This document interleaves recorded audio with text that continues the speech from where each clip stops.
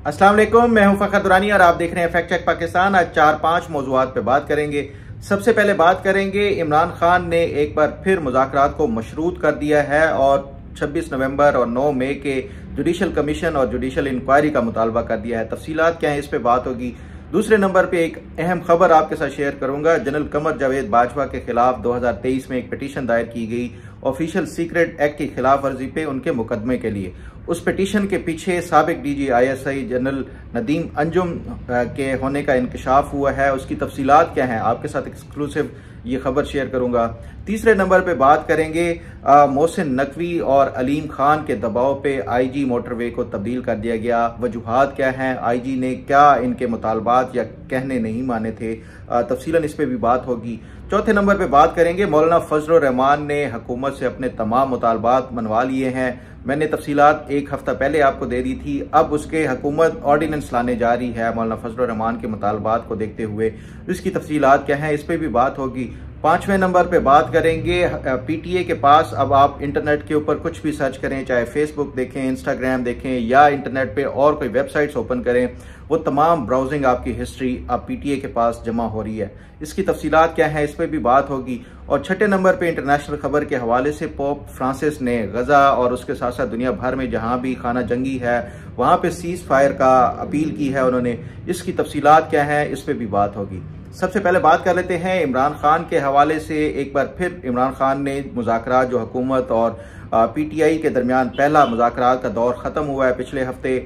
उसके हवाले से उन्होंने मशरूत कर दिया है कि सबसे पहले तो ये कि जो उनकी मुज़ाकराती कमेटी बनाई थी इमरान खान ने, उससे इमरान खान की मुलाकात कराई जाए और ताकि ये इमरान खान को अपडेट कर सके कमेटी के अब तक हुआ क्या है, मुज़ाकरात में क्या कुछ डिस्कस हुआ है, और साथ साथ ये भी कि इमरान खान से वो मज़ीद आगे हिदायत ले सकें। इस हवाले से उन्होंने साहिबजादा हामिद रजा को ये जो मुज़ाकराती कमेटी के हवाले से जो स्पोक्स पर्सन या फोकल पर्सन के तौर के ऊपर उनको वो किया है, नामजद किया है। साथ साथ इमरान खान ने अपना जो सोशल मीडिया अकाउंट है ट्विटर,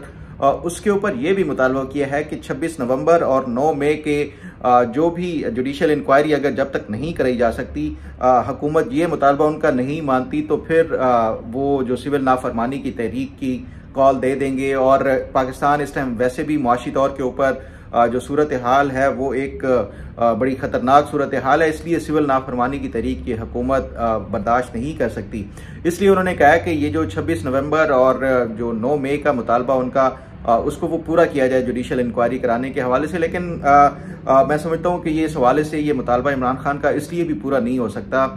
जो खासतौर के ऊपर 9 मई के हवाले से मामलात अब कहीं आगे चले गए हैं। 9 मई के हवाले से फैसले आना शुरू हो गए हैं। मिलिट्री कोर्ट से PTI के ऑलरेडी 25 वर्कर्स को सजाएं मिल चुकी हैं और उसके साथ साथ जो दीगर 60 जो मिलिट्री कोर्ट से फैसले आने हैं वो भी चंद हफ्तों में या दिनों में वो भी मुतवक्के हैं। और उनमें सुनाई ये दिया जा रहा है कि उनमें से ज़्यादातर को सज़ा होगी, जिसमें काफ़ी की जो PTI के लोग हैं उसमें इमरान खान के अपने भांजे हसन न्याजी तक भी शामिल हैं। तो इसलिए इमरान खान का ये जो मुतालबा है कि 9 मई के हवाले से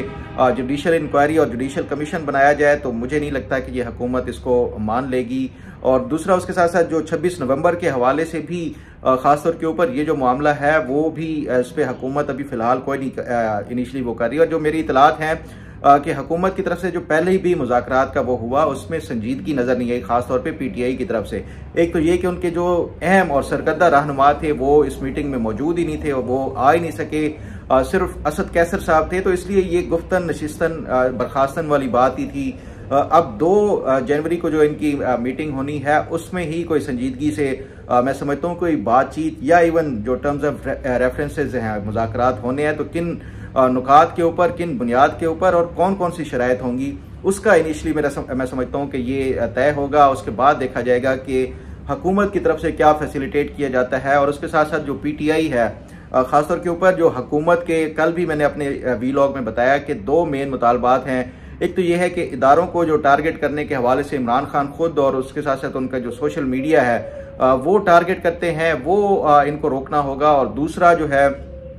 जो इकोनॉमिक पॉलिसीज के हवाले से भी इमरान खान खास तौर के ऊपर ये जो सिविल नाफरमानी के लोगों से कहें कि वो बैरून मुल्क से पैसे ना भेजें, ये इसके हवाले से इमरान खान को गारंटी देनी होगी। अब ये इमरान खान ने ये गारंटी देनी है, लेकिन वो साथ साथ ये धमकी दे रहे हैं। अब कल शाम को उन्होंने जो ट्वीट किया उसमें भी उन्होंने एक बार फिर वही धमकी दी कि उनके मुतालबात नहीं माने जाते तो फिर वो सिविल नाफरमानी की तहरीक शुरू करेंगे। तो मैं नहीं समझता कि ये इमरान खान की कोई गारंटी दे सकता है, ना ही पीटीआई के जो तमाम रहनुमा जो इस मुज़ाकरात में शामिल हैं वो दे सकते हैं। और इंटरनेशनल के हवाले से भी मैं समझता हूँ कि चाहे वो बरतानिया हो, अमेरिका हो, गो कि अमेरिका की तरफ से एक्टिवली जो नई इंतज़ामिया आनी है ट्रंप की, उसकी तरफ से इमरान खान के हवाले से बड़ी कैंपेन चल रही है। लेकिन उसके बावजूद भी क्या ट्रंप इंतज़ामिया इमरान खान की गारंटी दे सकता है? मैं नहीं समझता कि कोई मुल्क इमरान खान की गारंटी देगा। इसलिए मुज़ाकरात का ये टोटल जो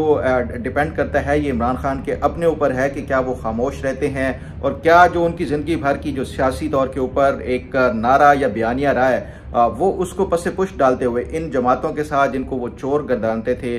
मिल बैठ के कोई एनआरओ लेने का, क्योंकि ऑब्वियसली जब भी अगर इनको चाहे वो बनी गाला भी शिफ्ट किया जाएगा तो ये तमाम जमातें इनको एनआरओ ही कंसीडर करेंगी और कहेंगी। तो क्या ये इमरान खान एनआरओ लेने का ये जो ताना है वो ज़िंदगी भर सुन सकते हैं? यानी ये डिपेंड करता है इमरान खान के अपने तमाम तर जो असूल और जवाबित थे, जितनी पूरी ज़िंदगी उन्होंने सियासत की है उसको पसे पुश डाल के अपनी रिहाई को वो कबूल करते हैं। यानी ये देखने की अहम बात होगी। बहरहाल इस पर मज़ीद बात करते रहेंगे। अब आपके साथ एक खबर शेयर करता हूं। जनरल कमर जावेद बाजवा के खिलाफ आपको याद होगा कि मार्च 2023 में इस्लामाबाद हाई कोर्ट में एक पिटीशन दायर की गई थी। उस पिटीशन के जो दरख्वास्त गुजार थे कोई सिटीजन पाकिस्तानी, कोई शहरी आतिफ अली, उन्होंने ये दरख्वास्त वो की थी और उस दरख्वास्त में जो उन्होंने ये इस्तदा की थी कि साबिक army chief general Qamar Javed Bajwa उन्होंने ऑफिशियल सीक्रेट एक्ट की खिलाफ वर्जी की है। क्योंकि जो आर्मी से रिटायर्ड जो भी ऑफिशियल्स होते हैं पहले तो उनके ऊपर पाबंदी होती थी 2 साल तक वो कोई सियासी एक्टिविटी नहीं कर सकते थे। और जो उन्होंने कुछ 2-3 सहाफ़ियों को इंटरव्यूज दिए थे, जिसमें एक शाहिद मेतला और दूसरे जावेद चौधरी, इनको इंटरव्यू दिया था। वो पब्लिश हुए थे एक सीरीज ऑफ आर्टिकल की सूरत में या वीलॉग्स की सूरत में, जिसमें उन्होंने कुछ चीज़ें भी उनका इंकशाफ किया था। उस बुनियाद के ऊपर इनको जो पाकिस्तानी शहरी थे आतिफ अली, उन्होंने पिटीशन दायर की कि ये ऑफिशियल सीक्रेट एक्ट की इन्होंने खिलाफ वर्जी की है और ये जो पाकिस्तान की नेशनल सिक्योरिटी है उसको ब्रीच किया है। इसलिए उनके खिलाफ जो इस्लामाबाद हाई कोर्ट में ये पिटीशन दायर करके ये कहा गया कि इस्लामाबाद हाई कोर्ट FIA को ये अहकाम जारी करे कि इनके खिलाफ FIR दर्ज की जाए, क्योंकि FIA कोई ये FIR या मुकदमा जनरल कमर जावेद बाजवा के खिलाफ नहीं कर रहा। तो इस हवाले से मैंने उस टाइम ये मीडिया पे कवरेज भी हुई। ये जब मार्च 2023 में ये पिटीशन दायर की गई, उसके बाद फिर अक्टूबर 2023 में ये इस हवाले से नोटिस फ्री कैन को जारी किए गए और जवाब तलब किया गया था। फिर नवंबर में भी इसकी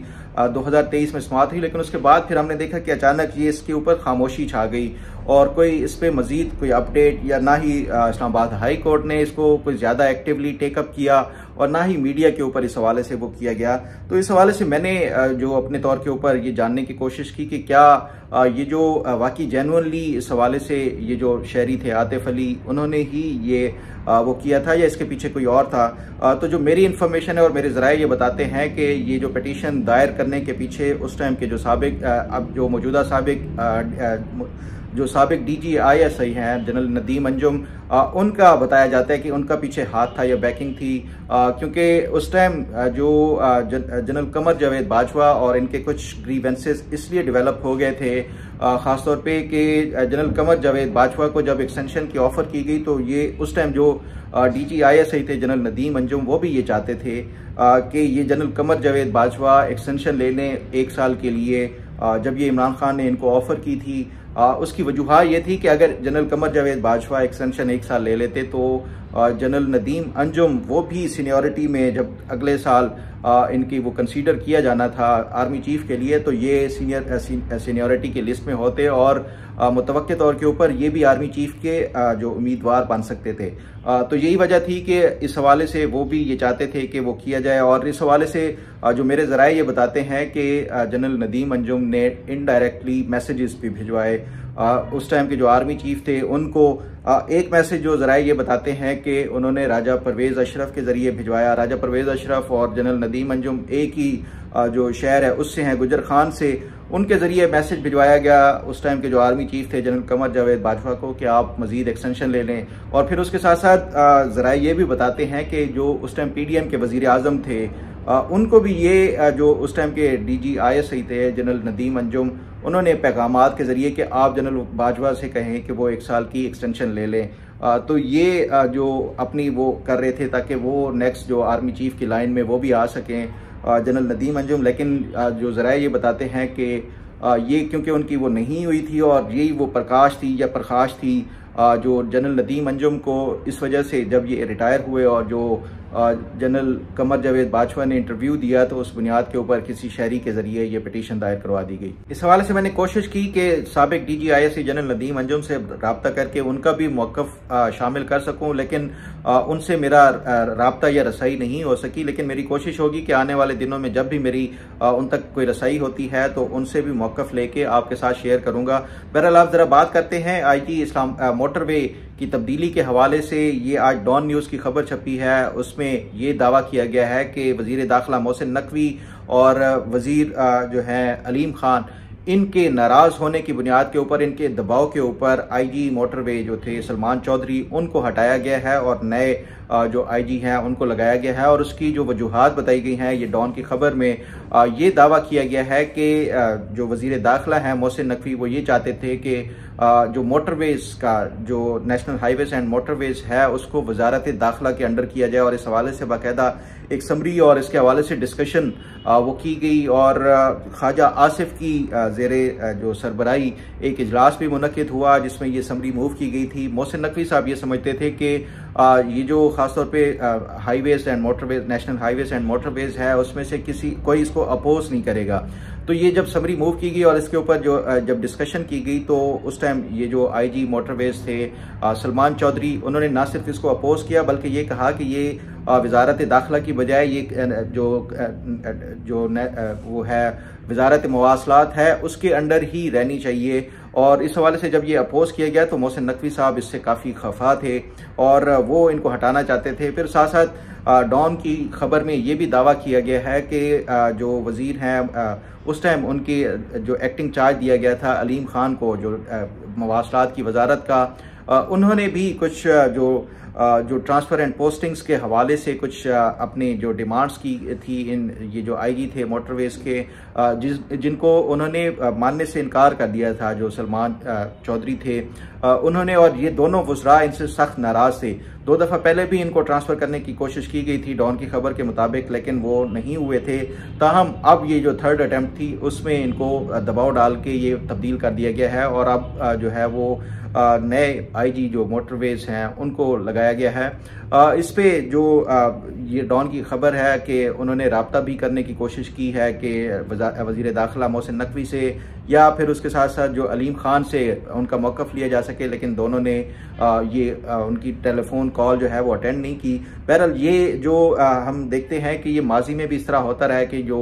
ब्यूरोक्रेसी में ट्रांसफ़र एंड पोस्टिंग में बड़ा पॉलिटिकल इन्फ्लुएंस होता है, ये माजी में भी होता रहा। लेकिन फिर हमने देखा कि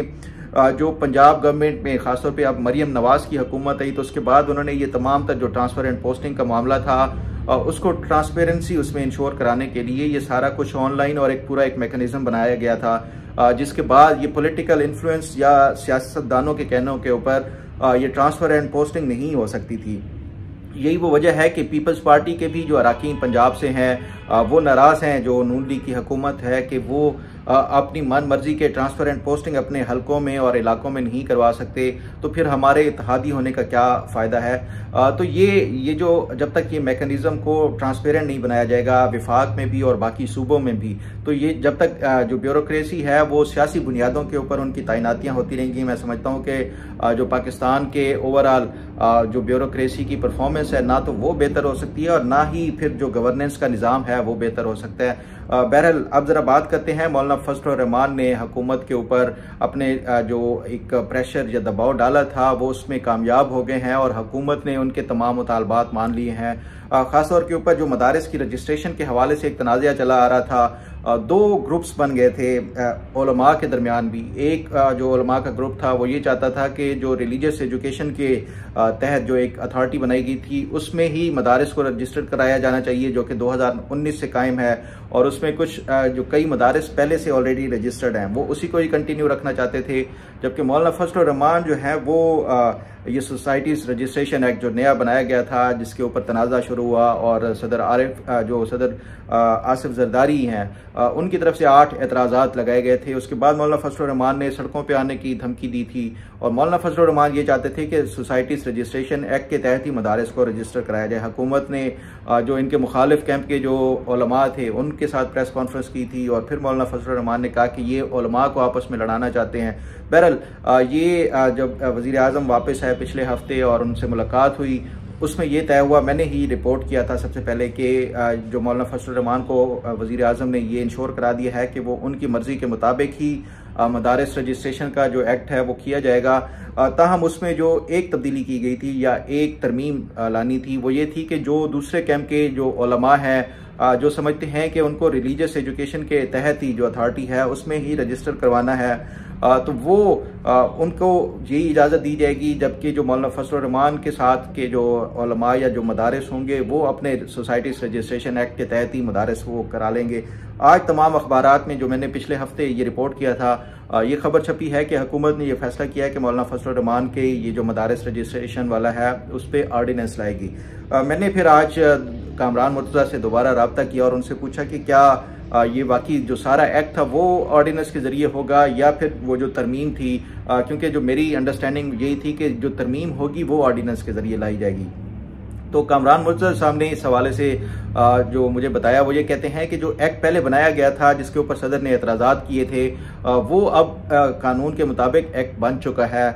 और उसको एज इट इज़ वो गज़ट किया जाएगा सदर की तरफ से, वो चाहे आज या कल में वो गज़ट हो जाएगा और उसके बाद 2 दिनों बाद जो है ये जो ऑर्डिनेंस लाया जाएगा और उस ऑर्डिनेंस में सिर्फ यही मेन तरमीम जो लुबे लुबाब है उसका यही होगा कि जो मदारिस रिलीजियस एजुकेशन के तहत रजिस्टर होना चाहते हैं वो उसके तहत ही रहेंगे और जो मदारिस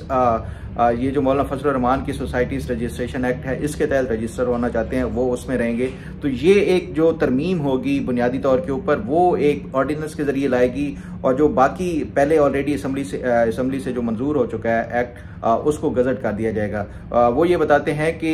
इसको मंगल वाले दिन तक हमने जो है ना ये हमारी अंडरस्टैंडिंग थी कि शायद ये ऑर्डिनेंस आ जाएगा और गज़ट भी हो जाएगा जो दूसरा एक्ट था, लेकिन वो शायद छुट्टी की वजह से वो नहीं हो सका। तो आने वाले 1-2 दिन में ये दोनों काम हो जाएंगे, जो एक्ट है उसको गज़ट कर लिया जाएगा और उसके साथ साथ ऑर्डिनेंस भी लाया जाएगा। बहरहाल जो मौलाना फजलुर रहमान है वो उन्होंने अपने मुतालबात ना सिर्फ ये कि जब 26वीं आईनी तरमीम थी उसमें भी उन्होंने अपने जो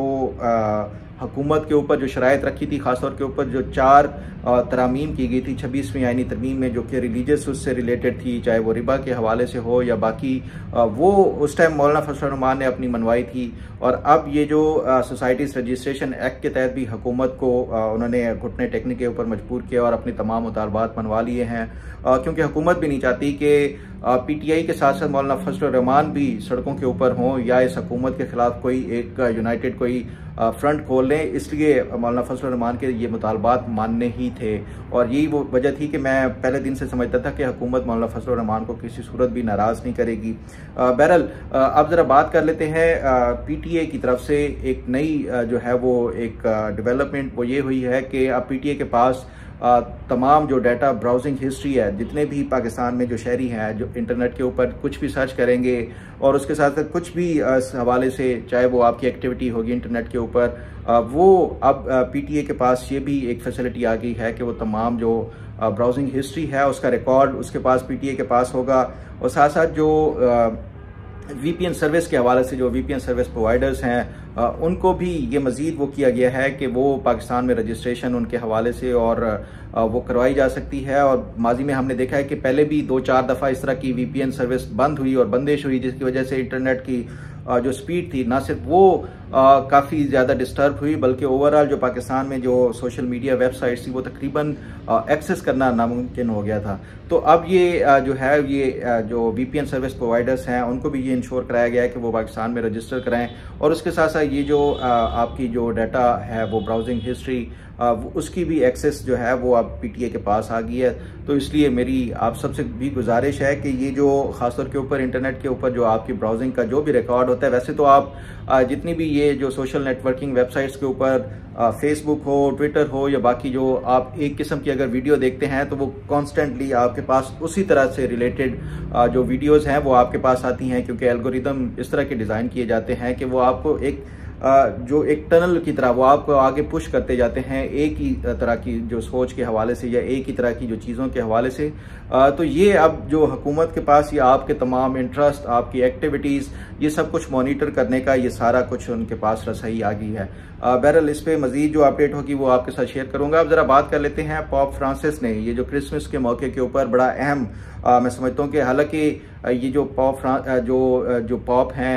इनकी ज़्यादातर इस तरह की जो अपील्स होती हैं कोई भी मुल्क का वो उस तरह ना सिर्फ ये कि अमल दरामद करता है और ना ही बल्कि उसके हवाले से ये जो दुनिया भर में जंगें हो रही हैं, हर साल ये इस तरह की अपील्स आती हैं,